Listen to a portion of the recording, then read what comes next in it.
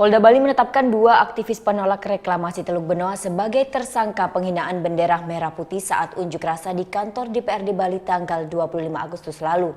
Puluhan massa For Bali memberi dukungan moral saat tersangka menjalani pemeriksaan di Mapolda Bali. Unjuk rasa tolak reklamasi yang digelar massa For Bali pada tanggal 25 Agustus lalu di gedung DPRD Bali berbuntut panjang.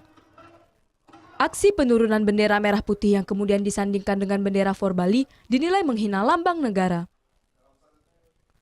2 pelaku aksi tersebut, Igusti Putu Dharma Wijaya dan Imade Joni Antara, telah ditetapkan sebagai tersangka oleh penyidik Direktorat Reserse Kriminal Umum Polda Bali.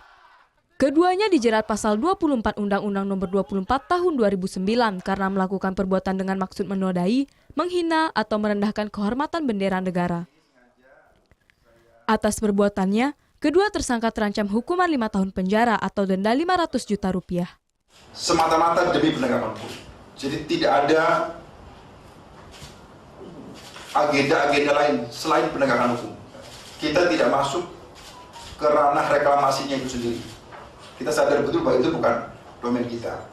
Unjuk rasa juga tetap diperbolehkan sepanjang mengikuti aturan perundang-undangan yang berlaku. Tersangka Dharma Wijaya Kamis siang menjalani pemeriksaan di ruang Direskrimum Polda Bali. Satu tersangka, Imade Joni, masih dalam pencarian. Polisi mengimbau tersangka menyerahkan diri untuk mempermudah pemeriksaan. Muhammad Hasanuddin melaporkan untuk NET.